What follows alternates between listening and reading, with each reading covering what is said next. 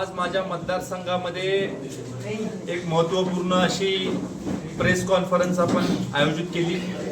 माजी मुख्यमंत्री पृथ्वीराज चव्हाण साहेबांनी काल काही आरोप केले, त्या आरोपाचं स्पष्टीकरण करण्यासाठी आपण आज पत्रकार परिषद आयोजित केली। मी सगळी आकडेवारी ही पत्रकार बांधवांच्या समोर मांडलेली आहे।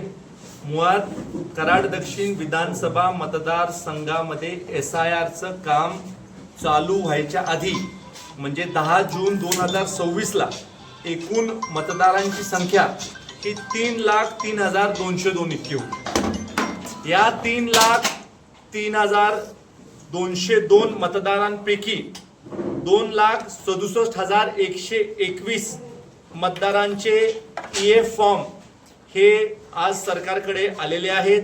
जे परमनंटली शिफ्टेड मतदार आहेत त्यांची संख्या 22,263 आहे।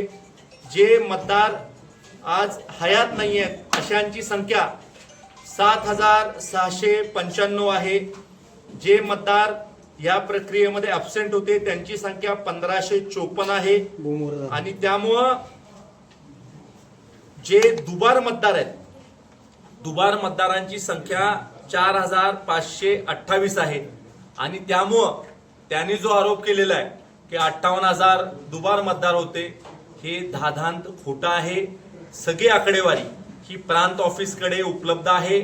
माझी आपल्याला सगळ्यांना विनंती आहे की प्रेसचे प्रतिनिधी म्हणून आपण सगळी माहिती प्रांत ऑफिसकडून घ्यावी। प्रांत ऑफिसकडनं माहिती घेतल्यानंतर आपल्याला असं कळेल की फक्त 4,528 हे दुबार मतदार होते। SIR मध्ये मतदान व्यवस्थित करण्यासाठीची जी प्रक्रिया झाली किंवा मतदान जे दुबार होतं ते कमी करण्यासाठी किंवा इतर मतदान कमी करण्यासाठी जी प्रक्रिया झाली ती पार पडलेली आहे। आणि त्यामुळं हे जे मतदार आले होते मतदान प्रक्रियेमध्ये हे मतदान आता कमी झालेलं आहे। पण हे जे खोटे आरोप होतात आहे की 58,000 होते, 46,000 होते, काय वेगवेगळे आकडे देतात, हे चुकीचं आहे।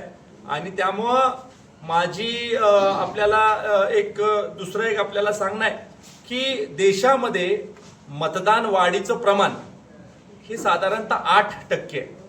आणि आपल्या मतदारसंघामध्ये 2009 ते 14 हे 9% जास्तनी मतदान वाढलं। 23,000 मतदान वाढलं। त्यानंतर 14 ते 19 याच्यामध्ये साधारण 5% आसपास मतदान वाढलं, 13,000 मतदान वाढलं। आणि 19 ते 24 25,000 मतदान वाढलं, हे 8.92% आहे साधारणतः। आणि त्यामुळं मतदान वाढीची जी जो रेट आहे देशाचा त्याला अनुसरूनच आपल्या मतदारसंघामध्ये सुद्धा मतदान वाढलेलं आहे। आणि त्यामुळं निवडणुकीमध्ये निवडून येता आलं नाही म्हणून उगाच मतदान प्रक्रियेवर आक्षेप त्यांनी घेणं हे योग्य नाही, त्यांना हे शोभत नाही। तुम्ही 2दा निवडून आला त्यावेळेला EVM वरच निवडून आला। तुम्ही 2014 साली कसा निवडून आला? EVM मशीनच होतं ना। मग त्यावेळेस EVM मशीन हॅक झालं नाही का? मग 2019 ला निवडून आला त्यावेळेस EVM मशीन हॅक झालं नाही का? म्हणजे ज्यावेळेस पराभव झाला त्यावेळेला EVM मशीन हॅक झालं, त्यावेळेला बोगस मतदार आले। म्हणजे जनतेने जो कौल दिलाय तो कौल तुम्हाला अजून मान्य करता आलेला नाही। मान्य करा, तुमचा पराभव झालेला आहे, लोकांनी तुम्हाला नाकारलेला आहे, हे ते मान्य करत नाहीत तोपर्यंत अशा प्रकारचं वक्तव्य त्यांच्याकडनं होत राहील।